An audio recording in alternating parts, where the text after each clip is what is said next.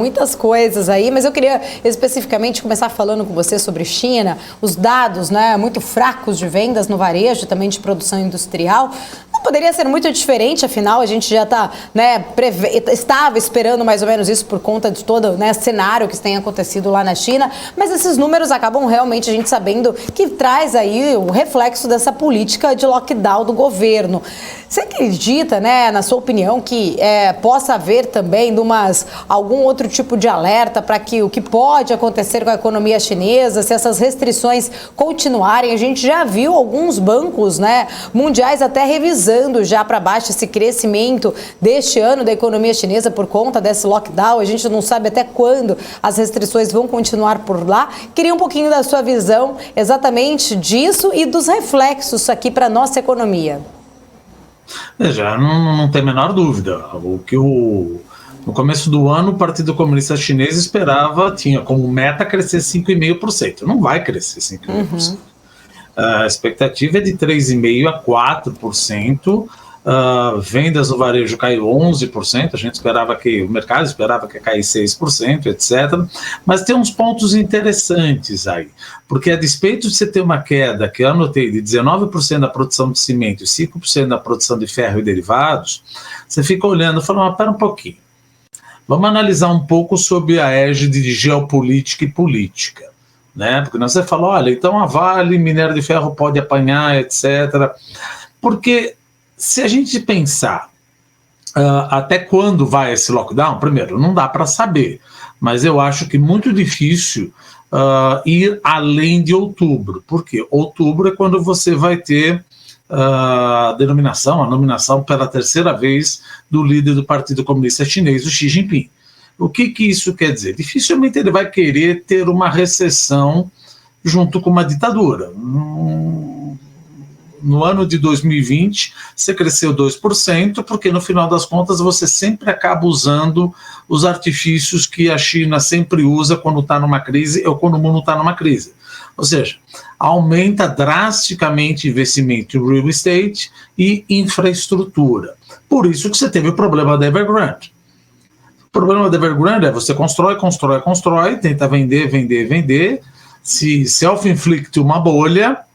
E em outubro de 2020, se eu não me engano, Xi Jinping colocou que era necessário que a dívida em relação ao patrimônio líquido dessas empresas fosse igual a 1. Ora, se a dívida patrimônio líquido for igual a 1, o que eles fizeram? Começaram a vender casa a um preço lá embaixo. E aí você teve o problema da Evergrande. Só que agora você vai precisar novamente, que não adianta pedir para a população consumir loucamente no último trimestre. Não adianta você tentar exportar loucamente no último trimestre. Não é isso que vai recuperar. Você vai ter que ter uma mão forte aí de investimento privado e do governo.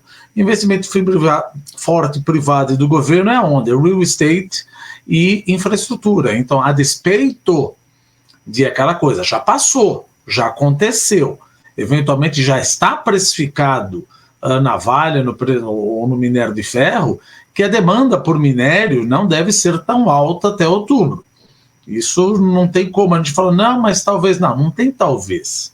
Enquanto continuar o lockdown, dificilmente você vai ter um boom de investimento em infraestrutura. Porém, quando acabar o lockdown, talvez para fazer aquele catch-up na economia, vamos ter um boom de real estate. Poxa, mas aí você vai alavancar de novo essas empresas? Provavelmente sim. Provavelmente sim, e é bem provável que o governo vá liberar aquele limite de endividamento. Então, por isso que, no frigir dos ovos, o que a gente pensa? Você deveria ficar bearish, um pouquinho descontente em relação ao minério?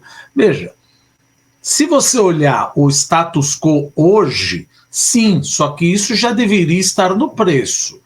A gente já sabia, já está um mês de lockdown. Então, se você tinha que sofrer, você já sofreu.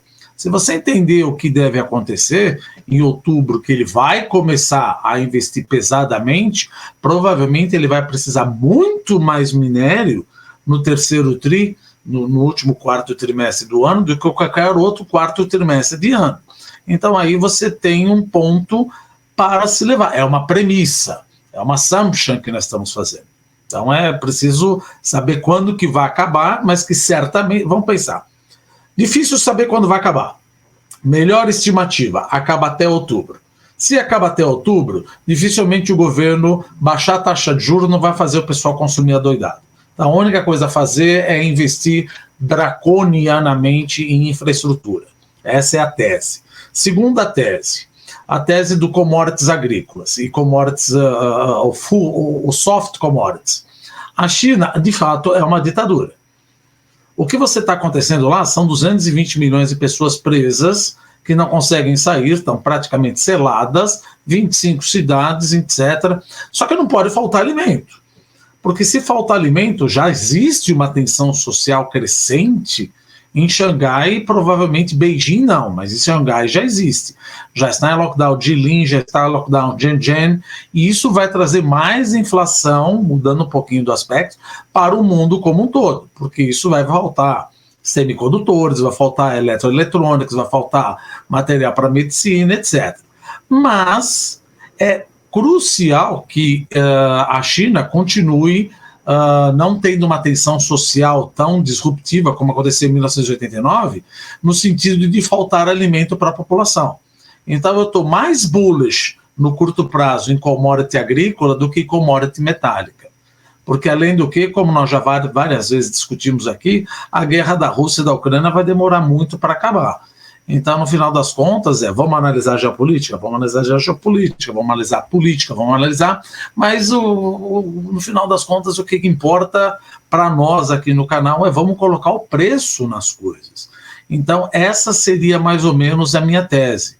Ou seja, o preço do minério já percebeu, já deve ter sofrido, as ações já devem ter sofrido com o lockdown, e aí você faz uma premissa que esse lockdown não pode durar para sempre e que, para legitimar o governo ditatorial, você precisa ter um crescimento econômico. Se acaba em outubro, os últimos 3 meses, outubro, novembro, dezembro, você tem que dar uma pancada e aí sobe minério de ferro antecipadamente e commodity agrícola continua subindo. Você não pode ter essa tensão social intensificada, porque nunca podemos esquecer do que aconteceu em junho de 1989 na Praça da Paz Celestial. Aí seria um hecatombe, seria terrível.